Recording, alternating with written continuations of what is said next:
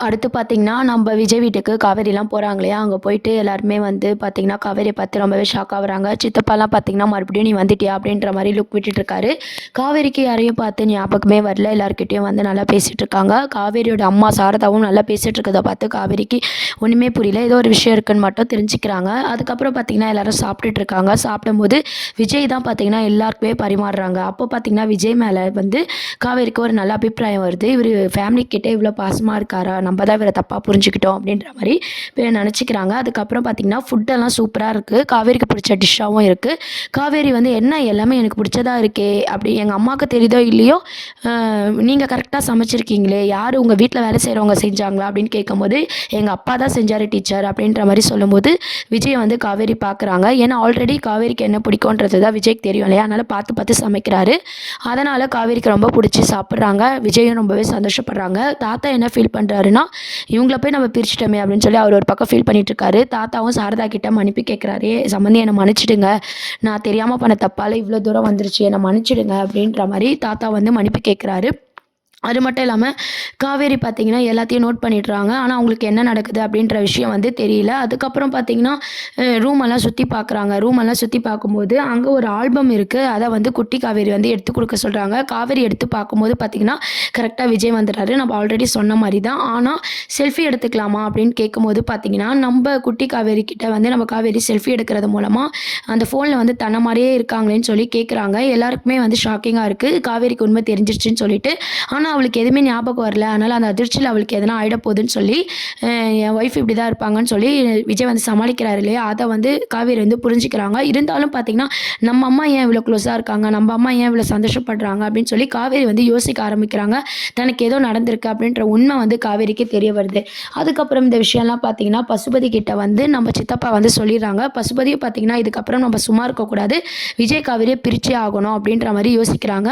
அதனால பசுபதி ஒரு திட்டத்தின் பேர்ல பார்த்தீங்கன்னா, சித்தப்பா வந்து நம்ம காவேரி அம்மா இருக்காங்கல்ல சாரதா, அவங்கள போய் மிரட்டுறாங்க. இந்த மாரி இந்த ஊர விட்டு போயிடுங்க. விஜய் கூட சேரணும்னு நெனைக்காதீங்க. பழையபடி ஒட்டிக்கணும்னு நெனைக்காதீங்க. எங்க வீட்டு பையன் நல்லா இருக்கிறது உங்களுக்கு பிடிக்கலையா? அப்படின்ற மாரி சாரதாவ பார்த்து சித்தப்பா வந்து மிரட்டுறாரு. உடனே வந்து என்ன நெனைக்கிறாங்கன்னா, எங்க மாப்பிள அதுவும் இல்லாம பேத்தி வேற இருக்கா. நீங்கலாம் இனிமேட்டு இத சொல்லக்கூடாது.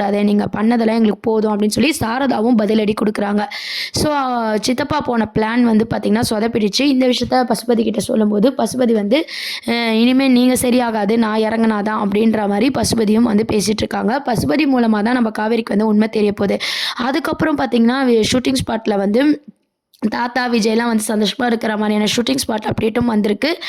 நம்ம காவேரியும் வந்து பார்த்தீங்கன்னா, விஜய் வீட்டுக்கு அடிக்கடி வர மாரியும், நம்ப விஜயும் காவேரி வீட்டுக்கு அடிக்கடி போற மாரி மட்டும் இல்லாம, ஸ்கூல்ல மட்டும் மீட் பண்ணாம, நெறைய இடங்கள்ல வந்து வெளிய போற மாரியான ஒரு சூழ்நிலைய வந்து விஜய் வந்து ஏற்படுத்தி குடுக்குறாரு. ஏன்னா, அதெல்லாம் போனா தான் நம்ம காவேரிக்கு ஞாபகம் வரணும் அப்படின்னு சொல்லி போறாங்க. சாட்டர்டே, சண்டேஸ் லீவ்ல பார்த்தீங்கன்னா, விஜய், காவேரி இதுக்கு முன்னாடி எங்கெல்லாம் போனாங்களோ, அங்கலாம் போய் சுத்தி பார்க்குறாங்க. அத வந்து சாரதா உதவியோட நம்ம விஜய் வந்து செய்றாரு. நம்ப காவேரிக்கு ஒண்ணுமே புரியல.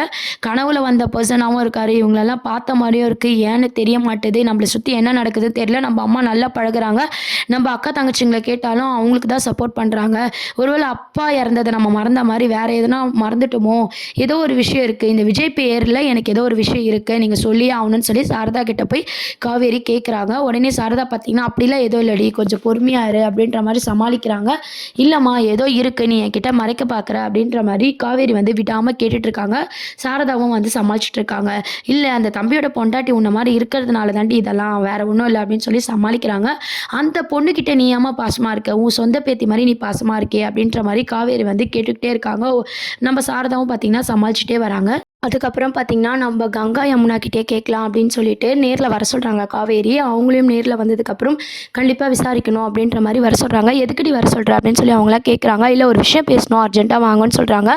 அவங்களும் பார்த்தீங்கன்னா வராங்க. வந்ததும் பார்த்தீங்கன்னா, சாரதா கேட்குறாங்க, "இப்ப எதுக்குடி நீங்கலாம் வந்தீங்க?" அப்படின்னு சொல்லிட்டு. "காவேரி தாம்மா கூப்பிட்டா" அப்படின்ற மாரி சொல்லிட்டுருக்காங்க. "அவ எதுக்கு கூப்பிட்டா? அதுவும் எனக்கு எதுவும் தெரியாதே" அப்படின்ற மாரி காவேரிய கேட்குறாங்க. "ஆமா, இங்க நடக்கிறது எதுவுமே எனக்கு சரியா படல. யாரோ ஒருத்தர் வீட்டுக்கு வராரு, பழகுறாரு. நம்ம நம்ம போனால் அங்கே என்ன மாதிரியே ஒருத்தவங்க ஃபோனில் இருக்காங்க, நீங்கள் எல்லாருமே என்கிட்ட நீங்கள் மறைச்சிட்டு இருக்கீங்க, ஒழுங்கு மரியாதையாக நீங்கள் சொல்லுங்கள், அம்மா தான் சொல்ல மாட்றாங்கக்கா, நீங்களாவது சொல்லுங்கன்னு சொல்லி எல்லாருமே பார்த்தீங்கன்னா காவேரி கேட்டுட்ருக்காங்க. நிவின் உட்பட பார்த்தீங்கன்னா காவேரி எல்லாருக்கிட்டையுமே வந்து விசாரிச்சுட்டு இருக்காங்க. இந்த 5 வருஷத்தில் எனக்கு வேறு எதனா நடந்துச்சா, அப்பா தவறுன மாதிரி எனக்கு வேறு எதனா விஷயம் நடந்துச்சா அப்படின்னு சொல்லி காவேரி வந்து பார்த்தீங்கன்னா ரொம்ப கோவமாகவும் எமோஷ்னலாகவும் பார்த்தீங்கன்னா சாரதாவையும் நிவின் யமுனா கங்கா எல்லாரையும் வந்து கேட்டுட்ருக்காங்க. காவேரிக்கு எதனா ஆகிட போகுதுன்னு சொல்லி டென்ஷன் ஆகாதடி பேசிக்கலாம் அப்படின்ற மாதிரி அவங்களாம் சமாளிக்கிறாங்க. இப்போ எனக்கு தெரிஞ்சே ஆகணும்னு சொல்லி கேட்கும்போது இல்லடி எங்களுக்கும் எதோ தெரியாது அப்படின்ற மாதிரியே சமாளிச்சுட்டு இருக்காங்க. அதுக்கப்புறம் நம்ம விஜய் கிட்டேயே போய் ஸ்ட்ரைட்டாக கேட்கலான்னு சொல்லி காவேரி வந்து யோசிக்கிறாங்க. அதுக்கப்புறம் வந்து ஸ்கூலுக்கு மறுநாள் அவசரமாக கிளம்பி போகிறாங்க. அங்கே போய் பார்த்தீங்கன்னா எப்பவுமே வந்து விஜய் தான் வெயிட் பண்ணுவார் இல்லையா, அன்னைக்கு காவேரி வெயிட் பண்ணுறாங்க. காவேரி வெயிட் பண்ணி விஜயை பார்த்து நான் உங்ககிட்ட தனியாக பேசினோ விஜய்க்கு வந்து ரொம்பவே சந்தோஷமாக இருக்குது. என்ன எரிஞ்சு தானே விழுவா, இப்போ தனியாலாம் பேசணுன்றாளே அப்படின்ற மாதிரி விஜயும் ரொம்பவே சந்தோஷப்படுறாரு. அதுக்கப்புறம் பார்த்தீங்கன்னா சொல்லு காவேரி அப்படின்னு சொல்லி கேட்கும்போது, நீங்கள் ஏன் அடிக்கடி என் வீட்டுக்கு வரீங்க, எங்கள் அம்மா ஏன் உங்கள் கூட பழகணும், எங்கள் வீட்டில் இருக்கவங்களாம் ஏன் உங்களுக்கு சப்போர்ட் பண்ணணும், உங்கள் ஃபோனில் ஏன் உங்கள் ஒய்ஃப் என்ன மாதிரி இருக்கணும், ஏதோ ஒரு விஷயம் இருக்குது, நீங்களாவது என்கிட்ட மறைக்காமல் சொல்லுங்கள் அப்படின்னு சொல்லி நம்ம விஜய் கிட்ட வந்து காவேரி வந்து கேட்குறாங்க. விஜயும் பார்த்தீங்கன்னா உண்மையை சொல்லலாம் அப்படின்ட்டு போகும்போது டாக்டர் சொன்ன விஷயம்லாம் பார்த்தீங்கன்னா விஜய்க்கு ஞாபகம் வருது. அதனால் இப்போ நம்ம காவேரிக்கு சொன்னால் காவேரிக்கு பிரச்சனை ஆகிடும், காவேரி உயிருக்கே ஆபத்தாயிடும் அப்படின்னு சொல்லிட்டு விஜயும் பார்த்தீங்கன்னா மறைக்கிறாரு. இன்னும் யாருமே சொல்ல மாட்டுறாங்க அப்படின்னு சொல்லி காவேரி வந்து யோசிச்சுக்கிட்டே போகிறாங்க. நடுவில் பார்த்தீங்கன்னா சித்தப்பா இருக்காரியா வில்லத்தனம் பண்ணுறாரு இல்லையா, அவர் வந்து காவேரியை பார்க்குறாரு. காவேரியை பார்த்து ஒழுங்காக நீயும் உங்கள் அம்மாவும் இந்த ஊரை விட்டு போயிடு, ஏற்கனவே அவங்க சாரதாவை மிரட்டுறாரு. சாரதா வந்து பேச்சை கேட்காததுனால இப்போ காவேரியை மிரட்டி பார்க்குறாரு. இந்த ஊரை விட்டு போயிடு, விஜய் கூடலாம் நீ க்ளோஸாக பேசக்கூடாது, பழகக்கூடாது, இந்த ஊரை விட்டு போயிடுங்க அப்படின்ற மாதிரி சித்தப்பா மிரட்டுறாரு. இந்த ஆள் ஏன் நம்மளை மிரட்டுறாரு அப்படின்னு சொல்லி காவேரி வந்து அவங்களே கேட்குறாங்க. உங்களுக்கும் எனக்கும் என்னங்க சம்மந்தம் இருக்குது, நீங்கள் ஏன் என்னை மிரட்டுறீங்க, என்னை சுற்றி என்ன நடக்குது அப்படின்னு சொல்லி ஒரே குழப்பத்தில் வந்து காவேரி சித்தப்பா கிட்டேயும் கேட்குறாங்க. அவரும் பார்த்தீங்கன்னா உண்மையை சொன்னால் இவ விஜய் விட்டு போகமாட்டா அப்படின்னு சொல்லிட்டு அதெல்லாம் எனக்கு தெரியாது, நீங்கள் வந்து போயிடு அப்படின்ற மாதிரி சொல்கிறாங்க. உடனே காவேரிக்கு ரொம்ப குழப்பமாகவே இருக்குது. அதுக்கப்புறம் வீட்டுக்கு போனோன்னா சாரதா கிட்ட அந்த சித்தப்பா வந்து பேசின விஷயத்தையும் காவேரி சொல்கிறாங்க. இதை நினச்சி பார்த்தீங்கன்னா சாரதா விஜய்க்கு கால் பண்ணி இந்த மாதிரி உங்கள் சித்தப்பா வந்து காவேரி கிட்ட இப்படிலாம் பேசுகிறா, இதனால் காவேரி என்ன கேள்வி மேலே கேள்வி கேட்குறா மாப்பிள்ள அப்படின்ற மாதிரி சொல்லவும் விஜய்க்கு பார்த்தீங்கன்னா கோவம் வந்துடுது. உடனே தாத்தா இது உங்கள் வேலை தானு சொல்லி தாத்தாவும் சித்தப்பா 3 பேரையும் பார்த்தீங்கன்னா காட்டுன்னு காட்டுறாரு. அதுக்கப்புறம் பார்த்தீங்கன்னா எனக்கு எதுவும் தெரியாது விஜய் அப்படின்னு சொல்லி தாத்தா சொல்லிடுறாரு. சித்தப்பா இது உங்கள் வேலை தானா, நான் இதுக்கப்புறம் மனுஷனாக இருக்க மாட்டேன், இதுமாரி எங்கள் லைஃப்பில் நீங்கள் வராதிங்க, உங்களால் எங்கள் லைஃப் போனதே போதும் அப்படின்ற மாதிரி விஜய் ரொம்ப கோவமாக வந்து பேசுகிறாங்க. உடனே தாத்தா என்ன சொல்கிறாருன்னா, நம்ம பண்ணதெல்லாம் போதும்னு சொல்லிட்டு தானே நான் பொறுமையாக இருக்கேன், மறுபடியும் ஏமாப்பில் உங்களுக்கு என்ன இந்த வேலை அப்படின்னு சொல்லி சித்தப்பாவை பார்த்து தாத்தாவுமே கோவப்படுறாங்க. இருந்தாலும் பார்த்தீங்கன்னா அவர் வந்து இதுக்கப்புறம் நான் விடவே மாட்டேன், நான் வந்து அமைதியாகிடுவேன்னு நினச்சிங்களா அப்படின்னு சொல்லி பசுபதி மூலமாக ஒரு காயாக பார்த்தீங்கன்னா சித்தப்பா வந்து நகர்த்த போகிறாரு. காவேரிக்கு ஞாபகம் வரத்துக்குள்ளேயே விஜயும் காவேரி பிரித்து ஆகணும் அப்படின்றதுலையும் பசுபதி ஐடியா கொடுத்து நம்ம சித்தப்பா வந்து செய்ய போகிறாரு. அதுக்கப்புறமா தான் பார்த்தீங்கன்னா இந்த விஷயம் சாரதா மூலமாக நிவின் குமரன் எல்லாருக்கும் போய் அவங்கெல்லாம் வந்து நம்ம விஜய்க்கு சப்போர்ட்டிங்காக வந்து வர மாதிரியான அப்கமிங் ப்ரொமோவாக காட்ட போகிறாங்க. இப்போதைக்கு பார்த்தீங்கன்னா நம்ம விஜய்க்கு வந்து எல்லா உண்மையும் தெரிஞ்சிருச்சு, காவேரிக்கு பழசு மறந்துடுச்சு, காவேரி ஃபேமிலிக்கு எல்லாமே தெரிஞ்சிருச்சு. இது மூலமாக பார்த்தீங்கன்னா இப்போ பசுபதிக்கும் உண்மையை தெரிஞ்சு ஒருவேளை உண்மையை சொல்லிட்டா இவ செத்துருவாளோ அப்படின்ற இதில் நம்ம ஏன் உண்மையை சொல்லிடக்கூடாது காவேரிக்குன்ற மாதிரி பசுபதியும் யோசிக்கிறாரு.